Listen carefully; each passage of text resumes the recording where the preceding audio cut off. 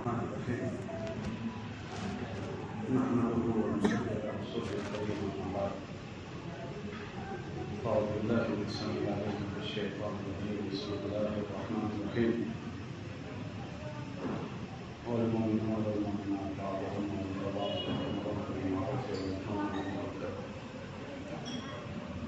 وقال عليه الصلاة والتسليم طوبى لعبد جعله الله مفتاحا بالخير وملاء بالشر أو كما قال عليه الصلاة والتسليم. میرے محترم بھائیو دوستوں اور بزرگوں، آج کل ہمارے ماحول میں حضرات علماء کی طرف سے مختلف جگہوں پر مسکرات میں پروگرام ہو رہے ہیں.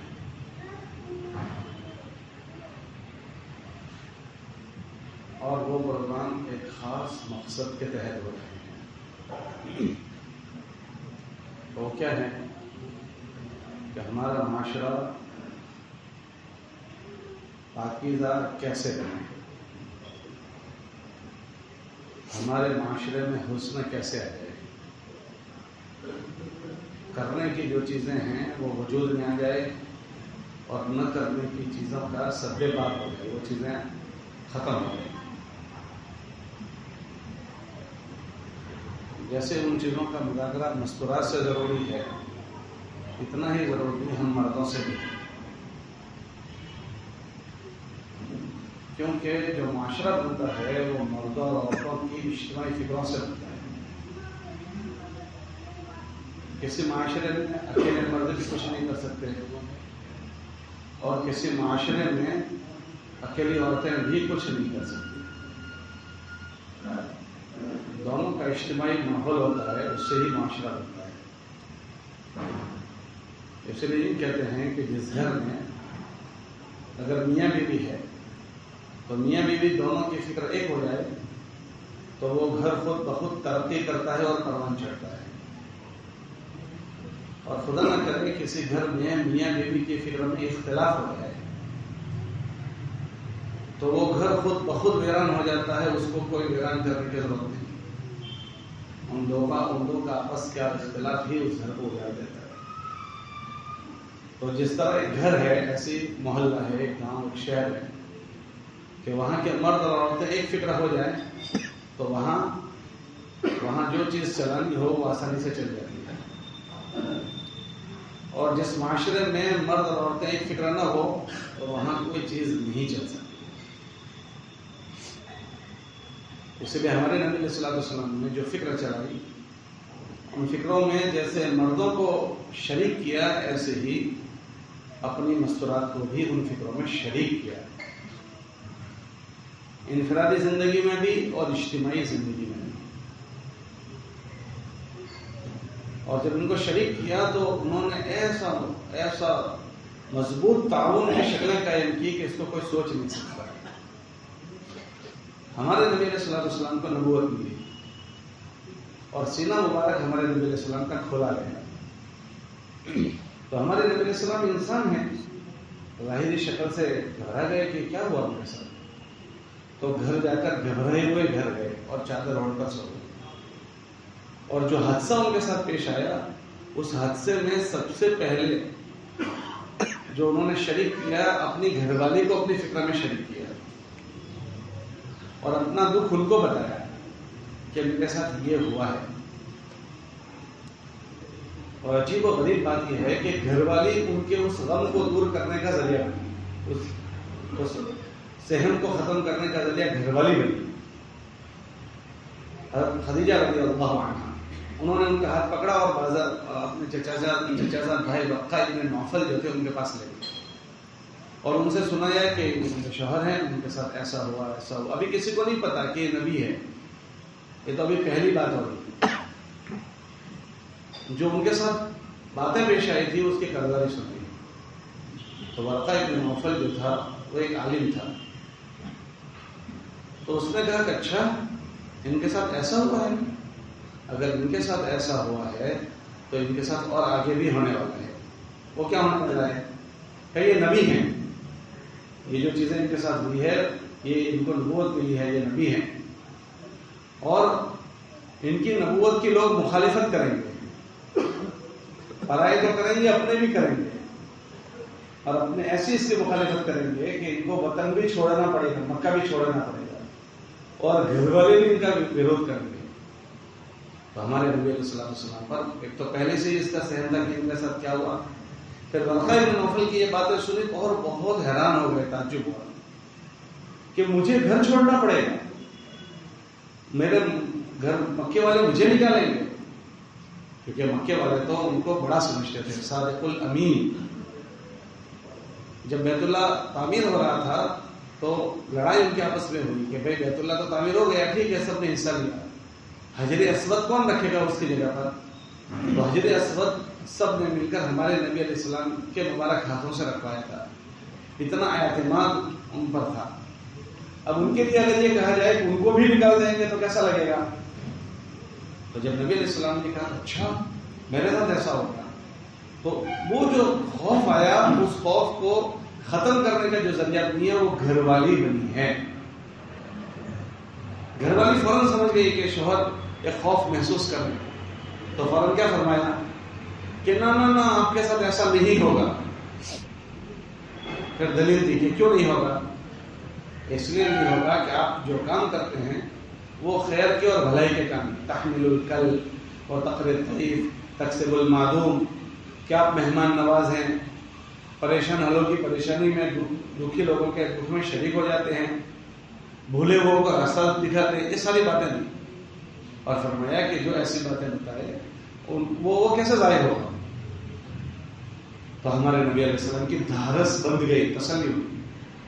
تو میں عرض کر رہا تھا کہ عورت اپنے مرد کی فکروں میں شریک ہو جاتی ہے تو وہ گھر پروان چڑھ جاتا ہے، اور جس گھر میں مرد اور عورت کی فکروں میں اختلاف ہو جائے تو اس گھر کا نظام درہم برہم ہو جاتا ہے، ان کی اولادیں حد سے نکل جاتی ہے۔ اس لیے ان کا مرد ایک بات چاہتا ہے کہ اپنے بچوں کو اس رخ سے لے کر چلیں، اور ان کی بیوی ایک بات چاہتی ہے، وہ اپنی بات گھر میں چلاتی ہے۔ شوہر ایک بات چلانا چاہتا ہے، بیوی ایک بات چلانا چاہتی ہے۔ ان دونوں کے اختلاف فکر سے تیسرے جو ہاتھ سے نکلتے ہیں وہ ان کے بچے نکل جاتے ہیں۔ اس لیے کہتے ہیں کہ جس گھر میں میاں بیوی کے آپس میں اختلاف ہو، اس گھر کو ویران کرنے کے لیے باہر سے کسی طاقت لگانے کی ضرورت نہیں، ان دو کا اختلاف ہی ان کو ختم کر دے گا۔ تو حضور علیہ السلام نے اپنی فکروں میں پہلے دن سے اپنے مستورات کو شریک کیا ہے، اجتماعی فکروں میں بھی اور انفرادی فکروں میں بھی۔ یہ انفرادی فکر ہوئی اپنی، اور نبوت کی فکر سمجھیں تو اجتماعی فکر بھی ہو گئی۔ تو ہمارے معاشرے میں اگر کوئی چیز وجود میں لانی ہے تو مردوں اور عورتوں کی اجتماعی فکر ہونی چاہیے، اور مردوں کی جتنی ہے اس سے کئی گنا زیادہ ہمیں عورتوں پر محنت کرنی پڑے گی اس فکر میں وہ شریک کرنے کے لیے۔ کیوں کہ عورت جو ہے وہ اس کے مطابق آتا ہے، اس کو شیطان کھلونا بنا دیتا ہے۔ کوئی چیز لانے کے لیے بیچ میں جو استعمال کرے گا وہ عورت کو، ان کے متعلق حدیث میں آتا ہے حبالۃ الشیاطین، شیطان کی آلۂ کار، رسیاں، کہ شیطان کے راستے، شیطان انہی کے راستے سے داخل ہوگا۔ ہاں، تو اس سے وہ کام کرواتا ہے۔ خیر بھی انہیں سے، اگر ان سے خیر وجود میں آئی تو بہت بڑی خیر وجود میں آتی ہے، اور خدا نہ کرے ان سے اگر شر وجود میں آیا تو ان سے ایسا شر وجود میں آئے گا کہ نہ پوچھو بات۔ ہاں، وہ ذریعہ بن جائے گی۔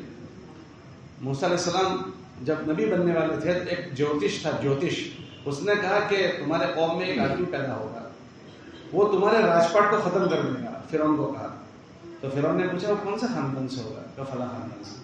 اچھا، اب اس خاندان میں ہم کسی بچے کو زندہ ہی نہیں رہنے دیں گے۔ تو جو بھی بچہ پیدا ہوتا تھا وہ سارے بچوں کو مار ڈالتا تھا۔ 70,000 بچے اس نے مروا دیے اس جوتش کے کہنے پر۔ اللہ پاک نے موسیٰ علیہ السلام کو اسی فیملی میں پیدا کیا، لیکن اب ان کو باقی رکھنا تھا تو اللہ پاک نے ان کو باقی رکھنے کے لیے ان کی والدہ کو استعمال کیا، ان کی والدہ کا دل مضبوط بنوایا اور سمندر میں ڈلوا دیا۔ وہ صندوق تیرتا تیرتا فرعون کے دربار میں پہنچا۔ فرعون بیٹھا ہوا تھا ان کی گھر والی آسیہ کے ساتھ، تو دیکھا پیٹی تیرتے تیرتے آئی ہے، اس کو کھولا منگوایا، کھولا تو بچہ پھول جیسا نکلا. تو فرعون کی زبان سے پہلا جملہ یہ نکلا کہ یہی موسیٰ ہے جو میرا راجپاٹ ختم کرے گا. اللہ کی شان اس کے گھر میں اولاد نہیں تھی، بغیر اولاد کا تھا. تو گھر والی نے کہا کہ نہیں یہ موسیٰ نہیں ہے، یہ تو بچہ اور کوئی ہے. یہ جو فیملی جس خاندان کو آپ کہہ رہے ہیں نا جس میں بچہ پیدا ہونے والا ہے وہ تو اس طرف رہتی ہے اور یہ پیٹی تو اس طرف سے آئی ہے. اگر اس فیملی کا ہوتا تو وہ یہاں سے یوں کر کے وہ آڑے آ گئی بیچ میں. اور اس نے کہا نہیں، اس کو مارنا تو دور کی بات، ہم اس کو گود لیں گے، اس کو ہم متبنہ بنائیں گے، گود لیں گے. وہ بار بار سمجھا رہا ہے کہ نہیں یہ وہی بچہ ہے، یہ بچہ پیدا نہ ہو اس کے لیے 70,000 آدمیوں کو، بچوں کو اس نے مارا ہے. لیکن جب بیچ میں بیوی آڑے آ گئی تو وہ اپنی بات ضد پر ایسی آئی کہ اس کو بات ماننی پڑی. اور یہ بچہ زندہ نہ رہے، وہ تو یہ چاہ رہا تھا، اس کا یقین تھا کہ یہ موسیٰ ہے. لیکن بیوی کے سامنے وہ ہار گیا اور بیوی نے اس بچے کو نہیں مارنا دیا. اور وہ موسیٰ تھے، 40 سال تک اس کے محل میں رہے، 40 سال تک. تو یہ بیوی کارستانی کرتی ہے. اس لیے ہمارے وہاں یہ ہے کہ بھائی نکاح کی بنیاد اچھی فکر کے لوگوں کے ساتھ بناؤ. کتابوں میں آتا ہے کہ لوگ نکاح 4 بنیادوں پر کرتے ہیں، لمالہا بولے، جمالہا بولے، حسبہا بولے، دینہا. کہ لوگ مالداری کی بنیاد پر نکاح کرتے ہیں، خاندان کی بنیاد پر کرتے ہیں، خوبصورتی کی بنیاد پر اور دین کی بنیاد پر. تو اچھی فکر کے گھر کے خاتون سے نکاح کیا جائے تو پہلے دن سے ایسے فکر میں تمہارے ساتھ شریک ہو جائے گی. مسئلہ 2-4 دن کا، 2-4 راتوں کا، 2-4 مہینوں کا، 2-4 سال کا نہیں ہے، زندگی کا ہوتا ہے. لیکن چونکہ آج کل انتخاب ہمارا ختم ہو گیا، سلیکشن، چوائس ختم ہو گئی، غلط ہو گئی. چوائس ظاہری ڈھانچے کو آدمی دیکھتا ہے، ظاہری نقشوں کو دیکھتا ہے. جب ظاہری نقشوں کو دیکھتا ہے تو ظاہری نقشے کی امنگ جتنے دن ہوتی ہے اس سے اتنے دن مزے لے لیتا ہے. پھر اس کے بعد زندگی کے ایسے مسائل سے وہ گزرتا ہے کہ اللہ کی پناہ. اس لیے لڑکے کو پسند کرنے میں، لڑکی کے پسند کرنے میں ہمیں سمجھایا گیا. اور آگے میں فرمایا کہ اگر تو ایسا کر لے گا، ایسا نہیں کرے گا تو فاظفر بذات الدین تربت یداک. اگر تو دین کو چوائس نہیں کرے گا تو تیرے دونوں ہاتھوں میں مٹی آئے گی، مٹی مطلب تیرا بھلیوار نہیں ہوگا. لیکن چونکہ معاشرہ خوبصورتی کی طرف جا رہا ہے، مالداری کی طرف جا رہا ہے، پتہ نہیں کن شکلوں کی طرف، تو ٹھیک ہے کچھ عرصے تک یہ ہوتا ہے. پھر اس کے بعد زندگی بھر وہ عورت اس کے تابع ہو کر نہیں ہوتی، اس مرد کو اس کے تابع ہونا پڑ رہا ہے. پتہ نہیں کیسی کیسی گھر کی شکلیں ملتی ہے. تو عورتوں میں اللہ نے یہ چیز رکھی ہے. اس لیے مردوں پر بھی آج معاشرے میں محنت ہو رہی ہے اور عورتوں پر بھی ہو رہی ہے کہ کرنے کی چیزیں بہت ساری غیر محسوس طریقے سے معاشرے میں داخل ہو جاتی ہے. اور یہ کیسے ہو جاتی ہے؟ ہم اجتماعی ماحول میں رہتے ہیں، ہمارے ساتھ خالی مسلمان برادری نہیں ہے، اور برادریاں بھی رہتی ہیں، غیر مسلم برادریاں. ان کے وہاں بہت سارے پرسنگ ہوتے ہیں اور بہت ساری چیزیں ہوتی ہیں. وہ ہوتے ہوتے اس کو دیکھتے دیکھتے مسلمان اس کا تاثر لے لیتا ہے اور اپنے وہاں بھی وہ چیز ایسی ہی کرتا ہے.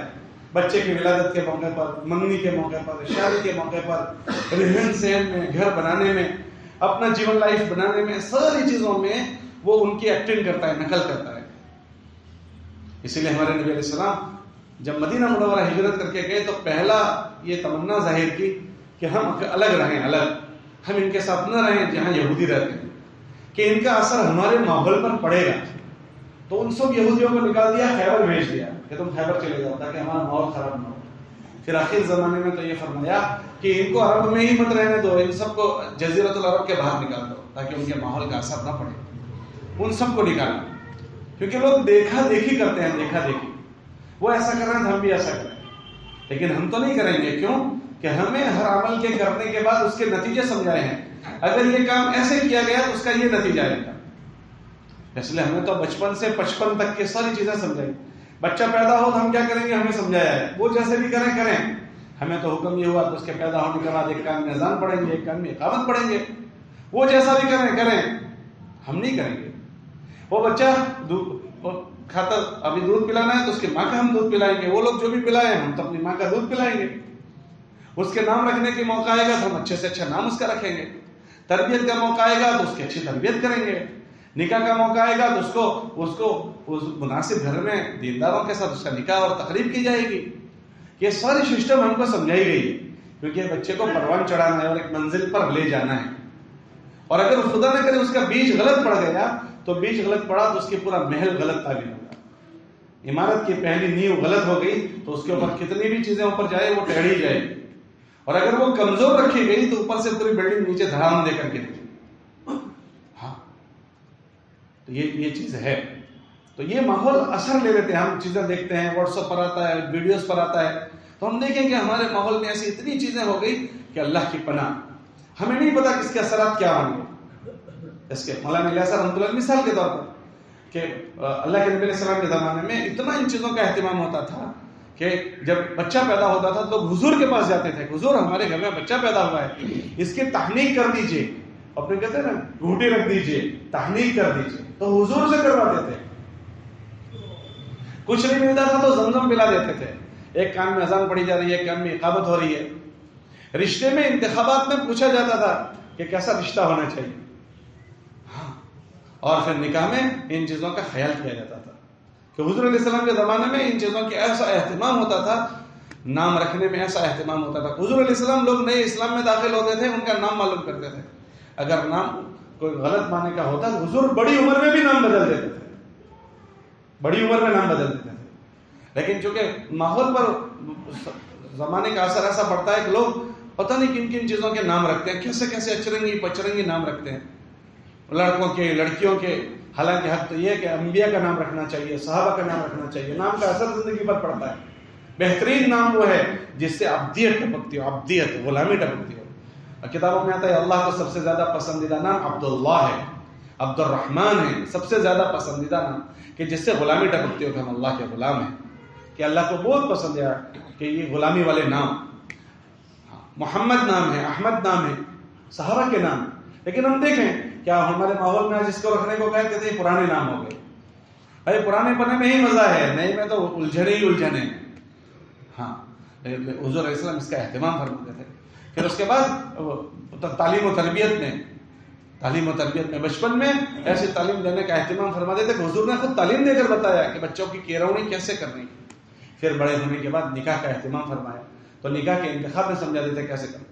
مولانا الیاس رحمۃ اللہ علیہ فرماتے تھے کہ جو اپنے نکاحوں میں سے سنت طریقوں کو ختم کر دیں گے, اللہ ان کی اولادوں میں سے اطاعت اور فرما برداری کو ختم کر دیں گے. ابھی نہیں پتہ چلے گا کہ اطاعت اور فرما برداری کب ختم ہوئی. وہ تو بچے ہونے دو, ابھی بچے کو ذرا جوان ہونے دو, بچے کو اپنے پیر پر کھڑا ہونے دو. جب وہ کھڑا ہوگا تب اس کے بعد اس کے اثرات ظاہر ہوں گے. ہاں آپ دیکھو کہ مرد اپنی ضرورت پوری کرنے کے لیے اپنی گھر والی کے پاس جائے تو اس کی دعا سکھائی کہ اللہ پاک آج کی ہماری ملاقات میں تو برکت ڈال اور شیطان کے اثرات سے اس کو محفوظ کر دے. ایک دعا سے شیطانی اثرات سے محفوظ. اگر اس کے پورے عمل میں ہی سنت طریقوں پر جھاڑو لگ جائے تو اس کا کیا حل بنے گا, کہ ایک عمل میں سنت طریقہ نہیں ہے تو اس میں شیطان شریک ہو گیا, تو جس کے اوپر سے نیچے تک پوری چوپڑ ہی چوپٹ ہو گیا. نماز قضا ہو رہی ہے, ایک عمل زندہ کرنے میں 50 حرام کام ہو گئے, حرام کام. اب آپ مجھے بتائیں اس نکاح میں کیسے برکت ہو جائے گی. یہ جان اور مال کی ناقدری ہے, یہ مال ہمارا نہیں ہے, یہ جان بھی ہماری نہیں ہے, یہ اللہ کی دی ہوئی امانت ہے. اس کو اللہ کے امر پر استعمال کیا جائے گا, اللہ کے حکم پر اس کو استعمال کیا جائے گا. اس کی ناقدری نہیں کی جائے گی. اگر خدا نہ کرے اگر اس کی ناقدری ہوئی نا تو اس کے 4 عذاب کتابوں میں لکھے ہیں. 4 عذاب میں سے ایک عذاب میں وہ آدمی مبتلا ہوگا. پہلا عذاب اللہ کے نبی نے 4 سے پناہ مانگی. اللہم انی اعوذ بک من زوال نعمتک. اللہ پاک اس نعمت کو ہی ختم کر دے. کیا مثلا میں نے اولاد کے ساتھ غلط رویہ اختیار کیا, اس میں نے اللہ کی روش چھوڑی ہے, اللہ جو چاہتے ہیں وہ چیز چھوڑ دی, تو ہو سکتا ہے مجھ سے وہ اللہ اولاد چھین لے. جوان بھرا بچہ لے گیا اللہ نے اٹھا لیا بچے کو, اللہ نے بیوی کو, اللہ نے بیٹی کو اٹھا لیا. کاروبار میں نے غلط راستہ اختیار کیا, اللہ نے کاروبار لے لیا. یا پھر کتابوں میں یوں لکھا وہ نعمت اللہ باقی رکھیں گے لیکن اس نعمت کے نفع کو اللہ ختم کر دیں گے. اولاد ہے, فرما برداری ختم کر دی, دکان ہے, اس کے نفع ختم کر دیے. تو یہ ہے نعمت کا زوال. دوسرا عافیت ختم کر دیں گے. وتحول عافیت ختم ہو جائے گی. عافیت کس کو کہتے ہیں؟ یہ میرا صحیح سالم جسم ہے, اس صحیح سالم جسم میں اللہ نے بیماری ڈال دی. اب زندگی بھر جاؤ، یہ تم نے ناقدری کی تھی کہ اللہ نے عافیت سے رکھا ہے، سلامتی سے محفوظ رکھا ہے. اب اس دنیا میں اللہ پاک اعمال کے اثرات مرتب کرتے ہیں. اللہ قرآن میں فرماتے ہیں کہ ہر اچھے کو اس کا بدلہ دیکھنا ہے اور ہر برے کو اس کا بھگتنا ہے. من عمل صالحا فلنفسه، جو اچھا کرے گا اس کو اس کا بدلہ دیکھنا ہے اور ہر برے کو اس کا نتیجہ دیکھنا ہے. تو عافیت ختم ہو جائے گی. عافیت ہو سکتا ہے اس کا جسم پتہ نہیں کس کس مسائل میں گھر جائے، بیماریوں میں گھر جائے، یا اولاد کی طرف سے جو سکون کی شکلیں تھی وہ ختم ہو جائیں، بیوی کی سکون کی شکلیں ختم ہو جائیں، عافیت ختم ہو جائے گی. یہ بڑا عذاب ہے. یہ اللہ کے نبی نے اس سے پناہ مانگی ہے. زوال نعمت، تحول عافیت، فجاءت نقمتی، اللہ کی طرف سے لعنت ہوگی، پھٹکار ہو جائے گی. اور چوتھا ومن جبین سخطک، پکڑ کی شکل اللہ کی طرف سے ہو جائے گی. کیا پکڑ کی شکل ہوگی ہمیں نہیں پتہ. یہ سارے جو چیزیں ہوتی ہے وہ ناقدری پر ہوتی ہے کہ آدمی جب، اور دیکھو آج جو معاشرے میں ہے نا، زیادہ اولادیں فرمانبرداری پر نہیں ہے، زیادہ اولادیں نافرمانی پر ہیں. بیویوں سے مردوں کو زیادہ سکون نہیں ہے، زیادہ مسائل میں الجھے ہوئے ہیں، کاروباری مسائل میں لوگ الجھے ہوئے ہیں. اکثر دیکھا جائے گا تو ان چیزوں میں ہم سے کوتاہیاں ہوتی ہیں. ہم دیکھا دیکھی سب کرتے ہیں. ہم تو ان چیزوں میں تو دیکھا دیکھی کرتے ہیں، عبادت میں بھی دیکھا دیکھی کرتے ہیں، ساری چیزوں میں دیکھا دیکھی ہوگی. یہ جو سمجھنا سمجھانا ہے وہ انہی چیزوں کی وجہ سے کہ یہ سب چیزیں دیکھا دیکھی رواج سے نکل کر ہم اپنے آپ کو، اپنے نتیجے کو غور کریں کہ یہ ابھی میں دیکھا دیکھی کر رہا ہوں، اس میں نتیجہ کیا ہو اور کیوں کر رہے ہیں کہ لوگ خوش ہو جائیں. بھائی کس کو خوش کریں گے؟ ایک دن لوگوں کو خوش کریں گے، اللہ کو ناراض کر دو گے. ایک دن خوش کرنے کے لیے اللہ کو ناراض کر دو گے. جس اللہ نے سب کچھ دیا اس کو ناراض کریں گے. ایک ہے دل شکنی، کسی کا دل دکھانا، اور ایک ہے دین شکنی، دین کو توڑنا. ایک دل کو توڑنا اور ایک دین کو توڑنا. ہم اللہ کا دین تو نہیں توڑ سکتے. کوئی ناراض ہوتا ہے تو ہم کیا کریں؟ ہم نے اس کو ناراض نہیں کیا، وہ ناراض ہو رہا ہے تو ہم اس کی ناراضگی کو برداشت کر لیں گے. ہم اللہ کی ناراضگی نہیں برداشت کر سکتے.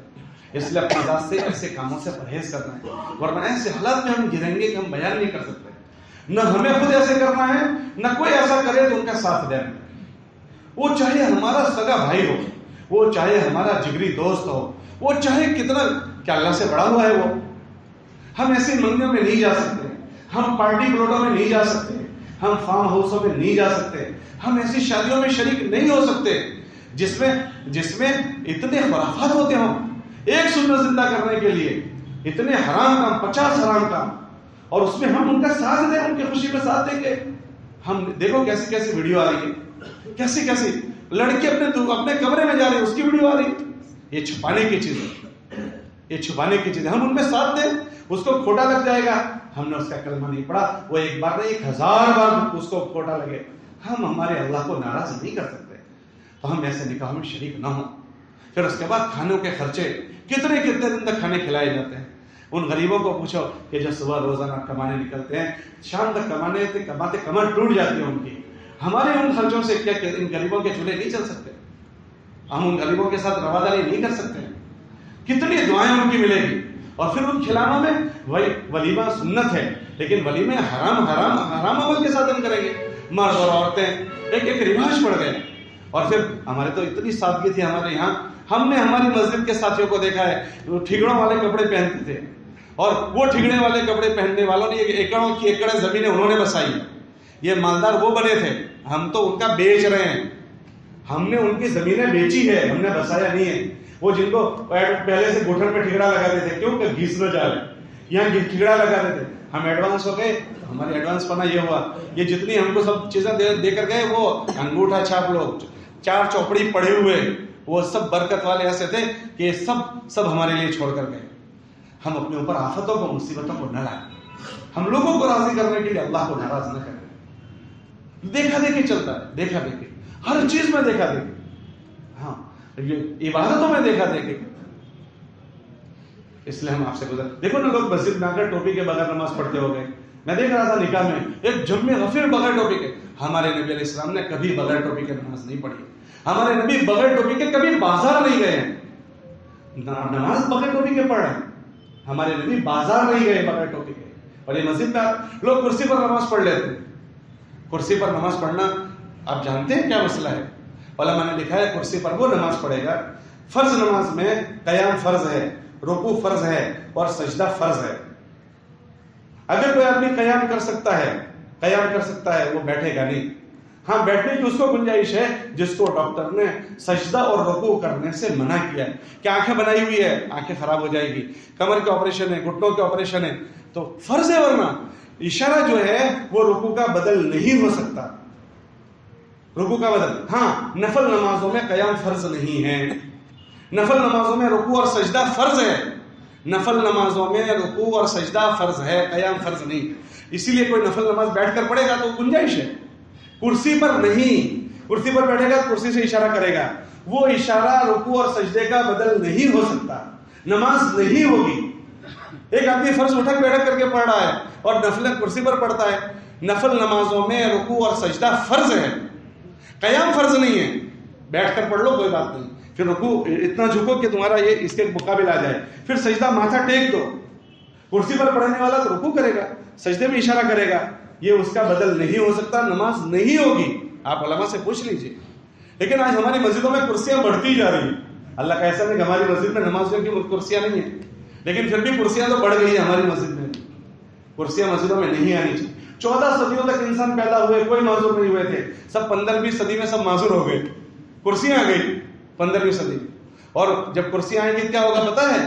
ہماری مسجدیں ہوٹل بن جائے گی، ہوٹل، اور لوگ باتیں کرنے کے لیے کرسیاں سجا کر باتیں کریں گے، چائے پیئیں گے کرسیوں پر بیٹھ کر۔ اور میں صبح جا رہا تھا، یہاں سے اتر رہا تھا، دیکھ ایک آدمی بیٹھا تھا کرسی پر اور دوسری کرسی سامنے تھی اور موبائل کھیل رہا تھا، ہاں، اور وہ جماعت میں آیا ہوا ہے، ہاں، کرسی پر بیٹھ کر موبائل کھیلے جا رہے ہیں۔ کہ جب مسجدوں میں کرسیاں بڑھیں گی تو یہ ہوٹل بن جائے گی، لاج بن جائے گی۔ میں نے 5-7 مرتبہ کرسیوں کو پکڑ اوپر بھیجا، پھر نیچے آ جاتی ہے، پتہ نہیں اس کے پیر کہاں سے آ جاتے ہیں۔ ہاں تو کرسیاں مسجد، تو اب جب کرسیاں آئیں گی نماز پڑھنے کے بھی شوق ہوں گے، تو ہماری مستورات بھی گھروں میں بہت زیادہ کرسی، یہ مسئلے نہیں جانتے اس لیے سب ہو رہا ہے۔ نفل نمازیں زمین پر بیٹھ کر پڑھیں، رکوع اور سجدہ اس میں فرض ہے، اگر نہیں کیا جائے گا نماز نہیں ہوگی۔ ہاں اگر بیٹھ کر پڑھیں، رکوع سجدہ ہو رہا ہے ٹھیک ہے، باقی علماء نے اس کے مسائل بیان کیے کہ وہ آدمی سجدہ کرنے سے معذور ہے کہ جس کو بیماری بڑھنے کا خطرہ ہے، جس کو کمر میں تکلیف ہے، گھٹنوں میں تکلیف ہے۔ یہ عجیب بات ہے، نیچے بیٹھ کر کھاتا ہے، نیچے بیٹھ کر سوتا ہے، سب کرتا ہے، اور نماز کرسی پر پڑھتا ہے۔ ابھی جب تم سب کر سکتا ہے تو کرسی پر نیچے بیٹھ کر نماز پڑھ لے۔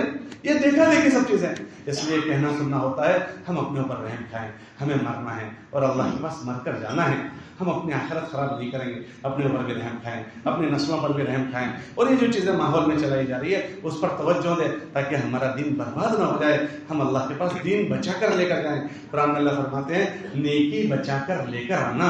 اس کا کیا مطلب؟ ایک آدمی کما کر لایا، گھر لے جاتے اس نے پیسے ضائع کر دیے۔ ایسے نیکیاں کرنا الگ ہے اور اس کو قبر تک بچا کر لے کر جانا الگ ہے۔ تو ہم نے اگر ایسے خرافات کیے ہماری نیکیاں ضائع ہو جائیں گی اور جس دن قبر میں جائیں گے ہمارے پاس کچھ نہیں ہوگا۔ اس لیے اپنے اوپر بھی رحم کھائیں، جب ہمارے گھروں میں یہ خوشی کے موقع ہوں تو ہم اس سے پرہیز کریں، اور دوسرے اگر ایسے خرافات کرتے ہیں اس میں شرکت نہ کریں، اور جن کے فارم ہاؤس ہیں اور جو گناہ کرواتے ہیں وہ اللہ سے معافی مانگیں۔ اللہ نے تمہیں نعمت دی ہے، ان فارم ہاؤسوں کو اللہ کی نافرمانی پر استعمال نہ کریں۔